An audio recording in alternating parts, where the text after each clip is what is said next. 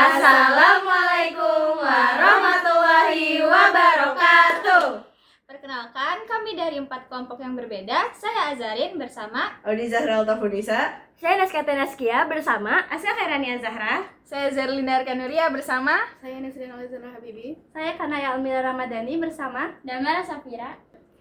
Kami di sini akan menceritakan kisah tentang sejarah dakwah Nabi Muhammad SAW periode Mekah. Selamat menyaksikan. Nabi Muhammad lahir pada bulan April 571 Masehi yang bertepatan dengan 12 Rabiul Awal tahun Gajah.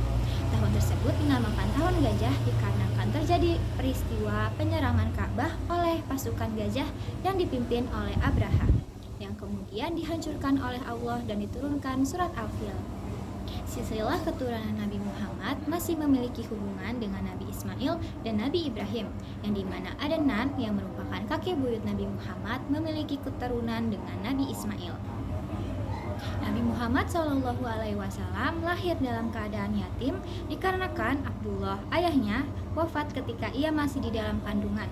Lalu ia dirawat oleh Aminah selama 6 tahun, dan setelah Aminah wafat, ia diasuh oleh kakeknya selama 2 tahun dan dilanjutkan oleh pamannya yaitu Abu Thalib. Saat masih muda, Nabi Muhammad dikenal sebagai orang yang jujur, amanah, dan pekerja keras, sehingga ia mendapatkan julukan Al-Amin dari masyarakat Makkah. Perang Fijar merupakan perang pertama yang diikuti oleh Nabi Muhammad saat usianya masih 15 tahun. Ia bertugas sebagai pengumpul anak panah untuk pamannya. Saat Nabi Muhammad beranjak usia ke-25 tahun, Nabi Muhammad berdagang dengan membawa perdagangan Khadijah untuk dibawa ke Syam.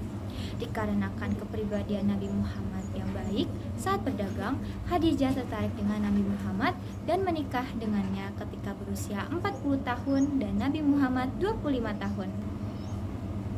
Pada usianya yang ke-40 tahun, Nabi Muhammad mendapatkan wahyu pertamanya yaitu surat Al-Alaq di Gua Hira pada bulan Ramadan 610 Masehi yang menandakan bahwa Nabi Muhammad telah diutus menjadi nabi. Setelah beberapa saat kemudian, Jibril menyampaikan wahyu yang kedua yaitu surat Al-Mudaththir ayat 1-7. Turunnya wahyu tersebut sebagai pengangkatan Nabi Muhammad sebagai rasul dan perintah untuk berdakwah ke seluruh umat. Dakwah Nabi Muhammad dibagi menjadi 2, yaitu sirriyah, sembunyi-sembunyi, dan jariyah, yaitu terang-terangan. Pada 3 tahun awal kenabian, Nabi Muhammad melakukan dakwah secara sembunyi-sembunyi kepada keluarga dan kerabatnya di rumah Arqam bin Abil Arqam. Mereka yang pertama kali menyatakan keislaman diantaranya Khadijah, Ali bin Abi Thalib, Zain bin Harisah, dan lain-lainnya mendapatkan gelar As-Sabiqun Al-Awwalun atau orang yang pertama kali masuk Islam. Di tahun keempat, Nabi Muhammad mendapatkan wahyu dari Allah yaitu surat Al-Hijr ayat 94 untuk melakukan dakwah secara terang-terangan. Di saat itu banyak orang yang mulai masuk Islam seperti Abu Dzar Al-Ghifari dan Bani Daus, sehingga kaum Quraisy merasa terancam dengan dakwah Nabi Muhammad dan mulai melakukan ancaman kepadanya. Di tengah meningkatnya ancaman, 2 tokoh kuat Quraisy yaitu Hamzah bin Abdul Muthalib dan Umar bin Khattab menyatakan masuk Islam. Hal ini membuat kaum Quraisy merasa kesusahan untuk mengganggu dakwah Nabi Muhammad. Pada saat Nabi Muhammad SAW berdakwah, banyak sekali tantangan yang dihadapinya, yaitu dia mendapatkan perlakuan yang tidak baik dari kaum kafir Quraisy. Tujuannya agar pengikut Nabi Muhammad SAW ini menjadi ketakutan dan kembali ke kepercayaan yang lama, yaitu menyembah berhala dan menganut agama nenek moyang. Tantangan yang dihadapi oleh Nabi Muhammad SAW itu banyak sekali. Yang pertama adalah cemoohan dan cacian kepada Nabi Muhammad SAW dan para sahabatnya. Tujuannya untuk menjatuhkan nama baik dan mengucilkan dari masyarakat Arab. Mereka mengatakan bahwa Nabi Muhammad SAW adalah tukang cerita yang memesona, orang sakit ayan, orang gila, pembohong, dan perkataan-perkataan lain yang bikin sakit hati. Yang kedua adalah memanfaatkan pengaruh para pembesar kafir Quraisy. Kaum kafir Quraisy menggunakan pengaruh para pemuka mereka untuk mencegah dakwah Nabi Muhammad SAW. Pertama, mereka meminta kepada Abu Thalib untuk menghentikan dakwah Nabi Muhammad SAW. Kedua, mereka mengutus Walid bin Mughirah dengan membawa seorang pemuda untuk ditukarkan dengan Nabi Muhammad SAW. Yang ketiga, kaum kafir Quraisy mendatangkan penyair terkemuka. Salah satu daya tarik agama Islam adalah Al-Quran, memiliki nilai sastra yang sangat tinggi. Oleh karena itu, masyarakat kafir Makkah mengundang penyair terkemuka untuk membuat syair yang indah sebagai saingan Al-Quran. Di antaranya adalah Utbah bin Rabi'ah dan Tufail bin Amr ad-Dawsi. Yang keempat, Nabi Muhammad SAW pernah dilempari kotoran oleh kaum kafir Quraisy. Abu Jahal pernah melempari kotoran bekas hewan persembahan untuk berhala kepada Nabi Muhammad SAW. Setelah pulang ke rumah, beliau langsung meminta Fatimah untuk membersihkan kotoran tersebut. Nabi Muhammad SAW dalam doanya, "Ya Allah, turunkanlah laknatmu kepada segolongan orang kafir Quraisy." Mereka yang disebut dalam doa tersebut akhirnya terbunuh saat terjadinya perang Badar. 5. Menawarkan dengan harta dan kekayaan. Namun semua tawaran itu beliau tolak dengan mengatakan, "Demi Allah, biar apapun, mereka meletakkan matahari di tangan kananku dan bulan di tangan kiriku. Aku tidak akan berhenti melakukan ini hingga agama ini menang atau aku binasa karenanya." Yang keenam adalah pemboikotan terhadap Bani Hashim. Pemboikotan dan rencana pembunuhan terhadap budak yang masuk Islam dilakukan oleh kaum kafir Quraisy. Setelah lama merasa gagal dengan cara diplomatik dan bujuk rayu, para pemimpin kafir Quraisy pun melakukan tindakan kekerasan secara fisik terhadap orang yang masuk Islam. Yang terakhir adalah tahun duka cita atau Am al-Huzn.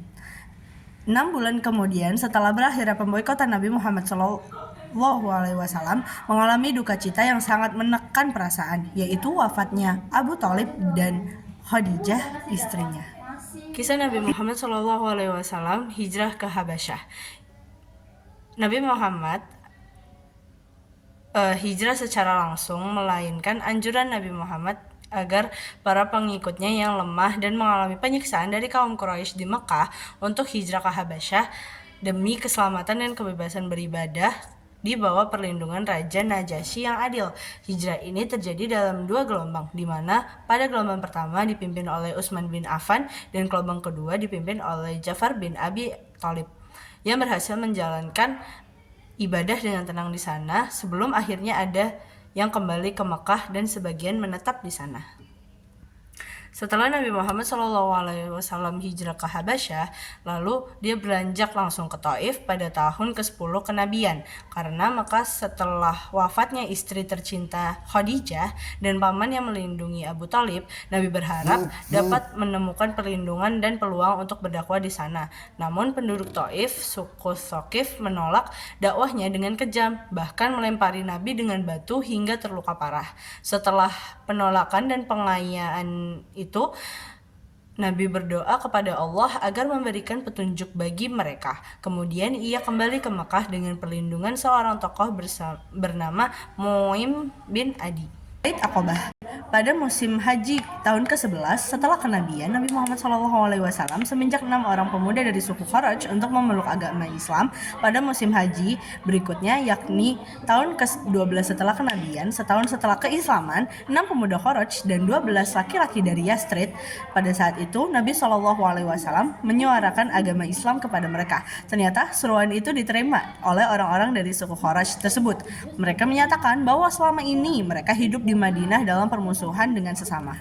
Tahun ke-12 kenabian dibuatlah perjanjian yang terkenal dengan sebutan Bait Aqabah 1. Bait Aqabah 1 berisikan mereka tidak akan menyekutukan Allah Subhanahu wa taala dengan apapun juga. Yang kedua, tidak akan mencuri. Yang ketiga, tidak akan berbuat zina. Yang keempat, mereka tidak akan membunuh anak-anak. Yang kelima, tidak akan mendurhakai Nabi Muhammad SAW. Yang terakhir adalah mereka harus saling menghormati. Pada tahun ke-13 kenabian diadakanlah perjanjian Bait Aqabah yang kedua yang berisikan janji Nabi Muhammad kepada kaum Kharaj. Nah, yang berisikan Rasulullah SAW itu berbicara pada perjanjian tersebut, yaitu aku ingin mengambil perjanjian dari kalian supaya kalian menjagaku sebagaimana kamu menjaga keluarga dan anak-anakmu.